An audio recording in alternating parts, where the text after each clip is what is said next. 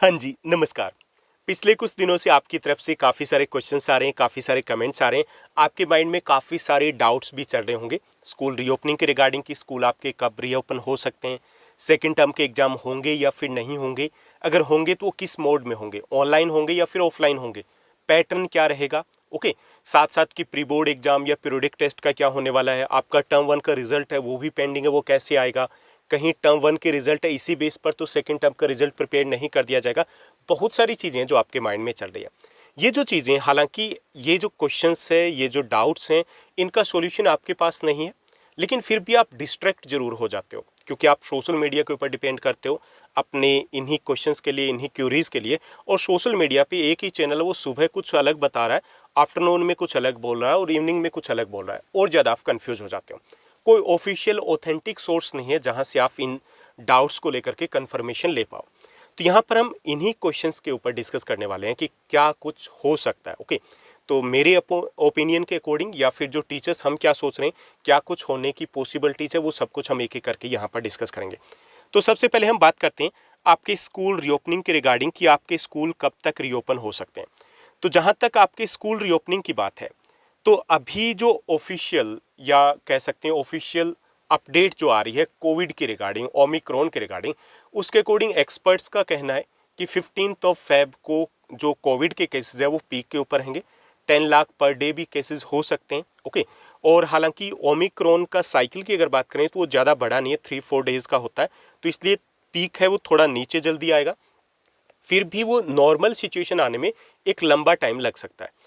तो इसको देखते हुए अगर हम कहें, क्योंकि गवर्नमेंट उससे पहले तो रिस्क नहीं लेने वाली किसी भी कंडीशन में, तो उसको देखते हुए लगता है कि मार्च एंड से पहले आपके स्कूल रीओपन नहीं होंगे। ओके, यानी कि देखते नहीं, लगभग श्योर है कि मार्च एंड से पहले आपके स्कूल रीओपन नहीं होंगे। दूसरा ये कि मार्च एंड भी हालांकि जल्दी रहेगा, लेकिन फिर भी हो सकता है कि तब तक 80 to 90% जो स्टूडेंट्स होंगे उनके डबल डोज लग चुकी होगी कोविड की, तो उसके बाद सोचा जा सकता है, यानी कि उससे पहले आपके स्कूल रीओपन नहीं होंगे। तो जहाँ पर भी अगर न्यूज़ आ रही है कि फैब से हो सकते हैं, उसके बाद हो सकते हैं, तो वो सिर्फ ओनली र्यूमर्स है। ओके, हालांकि ऑफिशियल अपडेट आपको अभी कहीं से भी नहीं मिलेगी और ना ही कोई ऑफिशियल अपडेट आने वाली, क्योंकि कोविड के बारे में कोविड बता के थोड़ी आएगा कि कब आना है और कब मैं जाने वाला हूँ। क्लियर। अब बात आती है आपके सेकेंड टर्म के एग्जाम की कि क्या आपके सेकेंड टर्म के एग्जाम होंगे। अब सेकेंड टर्म के एग्जाम होने हैं, इसको लेकर के काफ़ी सारे स्टूडेंट्स हैं उनको लगता है कि होने चाहिए, कुछ स्टूडेंट्स हैं उनको लगता है कि नहीं होने चाहिए। अगर नहीं होते हैं तो कई सारे स्टूडेंट्स के साथ गड़बड़ हो सकती है, क्योंकि वो स्टूडेंट्स जो नहीं होने चाहिए इस फेवर में थे, उन स्टूडेंट्स की लुटिया टर्म वन में डूब चुकी है। ओके, तो अगर फर्स्ट टर्म के बेस पे आपका रिजल्ट तैयार हुआ तो गड़बड़ हो जाएगी। तो सेकेंड टर्म के एग्ज़ाम जहाँ तक हमारा ओपिनियन है कि ये होंगे, क्योंकि कोविड की वेव है, अगर मार्च एंड तक भी रहती है तो अप्रैल एंड तक या फिर मिड अप्रैल से आपके एग्ज़ाम हो सकते हैं। ओके, तो गवर्नमेंट या सीबीएसई की तरफ से, जैसे अब पिछले दिनों कुछ न्यूज़ आ रही थी, फेक न्यूज़ चल रही थी, एक फेक सर्कुलर आ रहा था, तो जो सीबीएसई है उसने कंफर्म भी किया था कि ऐसा कोई डिसीजन नहीं लिया गया और ना ही वो ऐसा कोई डिसीजन लेने वाले अभी नियर फ्यूचर में। वो अभी उनकी तरफ से थी है कि हम एग्ज़ाम करवाने वाले हैं। तो गवर्नमेंट भी इस बार चाहेगी, क्योंकि लास्ट ईयर भी काफ़ी सारे इश्यूज़ आए थे, प्रॉब्लम्स आई थी एडमिशन के रिगार्डिंग, जैसे 12th क्लास है उसके बाद एडमिशन लेने थे, तो उसमें कुछ स्टेट्स में कुछ अलग क्राइटेरिया फॉलो किया गया था। उस क्राइटेरिया के कारण जो डिजर्विंग स्टूडेंट्स थे उनको एडमिशन नहीं मिल पाया था। और गवर्नमेंट हालांकि उस वक्त तो डिसीजन ले लिया गया था, लेकिन इस बार पीछे नहीं हटने वाली। ओके, सीबीएसई भी पहले से प्रिपरेशन के साथ है, तो होपफुली कि ये वेव है जब चली जाएगी तो मार्च एंड में अगर चली जाती है या अप्रैल एंड तक भी अगर होता है तो भी आपके एग्जाम होंगे। इसको लेकर के 95% हम कह सकते हैं कि आपके एग्जाम होंगे। ओके, तो ये भी आपको आंसर मिल गया होगा, यानी कि आपको अपनी प्रिपरेशन करनी है, फोकस करना है अपनी स्टडी के ऊपर, कहीं से भी र्यूमर्स के ऊपर फोकस मत कीजिए कि अभी आप आराम से हाथ पे हाथ रखे बैठे रहो और उसके बाद एग्जाम हो जाए तो आप कहोगे अब क्या करें, हमारे पास टाइम ही नहीं रहा। उसके बाद तीसरा जो आपका क्वेश्चन है कि टर्म टू के एग्जाम कब हो सकते हैं, तो वो मैंने इस सेकंड के साथ ही बता दिया कि ये आपके अप्रैल में हो सकते हैं, और अगर ऐसे चांसेस रहे तो थोड़ा और डिले हो सकते हैं, लेकिन चांसेस है कि अप्रैल से आपके स्टार्ट हो जाएंगे। यानी पहले क्या था, सीबीएसई का जो अपडेट शेड्यूल था कि 20 मार्च से आपके एग्जाम स्टार्ट होंगे, लेकिन उसमें डिले श्योर होगा, 20 मार्च से नहीं होगा, यानी कि आपको 15-20 डेज एक्स्ट्रा मिल जाएंगे प्रिपरेशन के लिए। उसके बाद एक क्वेश्चन जो अभी से कुछ स्टूडेंट्स की तरफ से आना शुरू हो गया, जैसे प्री बोर्ड पीरियोडिक टेस्ट के रिगार्डिंग, तो आपके प्री बोर्ड एग्जाम होंगे, तो pre board exam situation normal होगी। सिचुएशन नॉर्मल मतलब अगर आपका बोर्ड एग्जाम होते हैं तो उससे पहले प्री बोर्ड एग्जाम जरूर लिए जाएंगे ताकि आप फैमिलियर हो पाओ कि कैसा पैटर्न रहेगा, किस टाइम पीरियड का रहेगा, तो वो होगा आपका। लेकिन वो एग्जाम से तुरंत पहले होगा। जहाँ तक आपके पीटी एग्जाम की बात है तो पीटी एग्जाम आपके ऑनलाइन लिए जाएंगे क्योंकि सीबीएसई के इंस्ट्रक्शंस के अकॉर्डिंग लेने हैं, और वो इस बार आपके सेकेंड पीटी एटलीस्ट वो आपका ऑनलाइन होगा। क्लियर। उसके बाद बात आती है कि आपके ऑनलाइन होंगे या फिर ऑफलाइन होंगे एग्जाम। तो आपके एग्जाम के बारे में जो चांसेस है कि वो ऑफलाइन होंगे, ऑनलाइन का कोई ऑप्शन ही नहीं रहेगा, क्योंकि टर्म 1 इसीलिए लिया गया है कि ऑनलाइन का तो कहीं पे कोई भी ऑप्शन नहीं छोड़ना है कि अगर नहीं होते हैं, ऐसी कोई स्वेयर कंडीशन आती है तो ऑनलाइन को स्किप कर दिया जाएगा।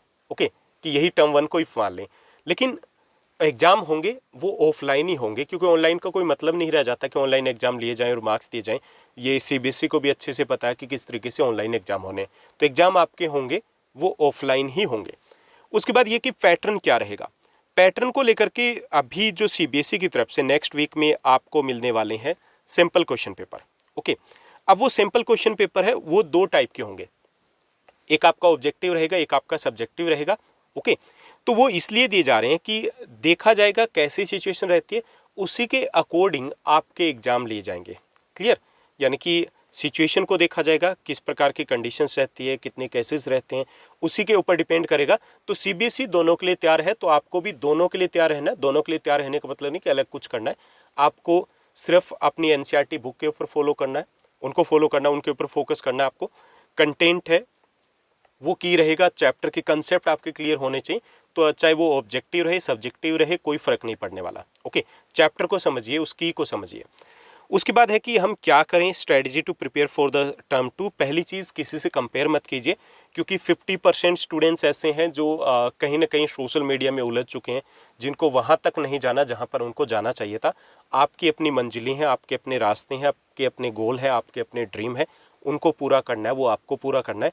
तो आप अपनी स्ट्रेटजी, अपनी प्लानिंग, अपने टाइम टेबल से चिपके रहिए, उसी के अकॉर्डिंग तैयारी कीजिए। कभी भी किसी फ्रेंड से मत पूछिए कि आप क्या कर रहे हो। ओके, कोई लेना देना नहीं है, आपका अपना रास्ता है। तो उसके लिए पहली चीज़ टाइम टेबल होना चाहिए, आपके पास टाइम टेबल प्लस स्ट्रेटजी होनी चाहिए कि आपको कब तक पहले फर्स्ट जो राउंड है वो सिलेबस का कवर करना है, उसके बाद कब आपकी फर्स्ट रिवीजन होगी, कब आपकी सेकंड रिवीजन होगी, तो उसके अकॉर्डिंग आपकी प्लानिंग होनी चाहिए। ओके, दूसरा ये कि बुक्स जो अच्छा हम ये लेकर के आए हैं, ऑब्जेक्टिव आ गई, आज ये मार्केट में आ गई, वो नहीं, एनसीईआरटी के साथ ही जाइए। ओके, जैसे साइंस में हम बात करें या सोशल साइंस की बात करें या हिंदी इंग्लिश में है तो एनसीईआरटी बेस्ड सिलेबस के ऊपर ही फोकस कीजिए। हाँ, मैथ्स में ये है कि आप एडिशनल बुक ले सकते हो, तो उनके साथ जाइए। ऑब्जेक्टिव के ऊपर अभी फोकस नहीं करना है। आपने टर्म 1 में क्या किया था, ज़्यादातर कंसेप्ट बेस्ड क्वेश्चंस आए थे, एनसीईआरटी से बाहर कोई भी क्वेश्चन नहीं था, लेकिन ज़्यादातर स्टूडेंट्स ने एमसीक्यूज़ कर लिए और उसके बाद वही एमसीक्यूज़ काफ़ी डिफिकल्ट लगे थे। ओके, तो यहाँ पर ऐसा नहीं करना है, और ना ही आपके माइंड में ये रखना है कि एग्जाम का पैटर्न क्या रहेगा। एग्जाम का पैटर्न जो भी रहे, कंसेप्ट अगर क्लियर है तो सब कुछ क्लियर हो जाएगा। ओके, तो उसके साथ आप जाइए और अच्छे से फोकस कीजिए, और इससे ये भी होगा कि लॉकडाउन की तरफ या जो भी सिचुएशन आती है तो वहाँ पे आपको ध्यान देने की ज़रूरत नहीं पड़ेगी, क्योंकि सिलेबस इतना सारा है कि आपके पास टाइम ही नहीं मिलेगा फालतू की र्यूमर्स के ऊपर ध्यान देने के लिए। तो ये थी अब तक की अपडेट्स आपके क्वेश्चंस के रिगार्डिंग। अगर कुछ और भी डाउट्स है तो आप कमेंट सेक्शन में कमेंट करके बताइएगा, उसके बाद हम उनको भी डिस्कस करेंगे। आपके जो जहाँ तक सेकेंड टर्म की बात है तो सेकेंड टर्म के कुछ चैप्टर्स हमने पिछले साल ही पब्लिश कर दिए थे। ओके, लास्ट ईयर ही पब्लिश कर दिए थे। उसमें आपके इकोनॉमिक्स का 3rd और 4th चैप्टर है, और जियो के आपके 6th और 7th चैप्टर हैं। तो वो चैप्टर्स जो आपके किस में आ रहे हैं, सेकेंड टर्म में आ रहे हैं। हिस्ट्री का जो एक चैप्टर आ रहा है सेकेंड न्यू जो आपका सिलेबस है बुक्स है उसके अकॉर्डिंग, और जो ओल्ड आपकी बुक्स है उसके अकॉर्डिंग 3rd चैप्टर है। तो ऑलमोस्ट आपका 80% जो पार्ट है वो ऑलरेडी पब्लिश हो चुका है। अगर आपने उन वीडियोज़ को नहीं देखा है तो आप class 10th social science leaders batch में जाओगे, वहाँ पे आपको ये हिंदी मीडियम में मिल जाएंगे, और इनका 1 शॉर्ट वीडियो है वो नेक्स्ट वीक आपको मिल जाएगा। आज के लिए बस इतना ही। Thank you, bye bye, have a nice day.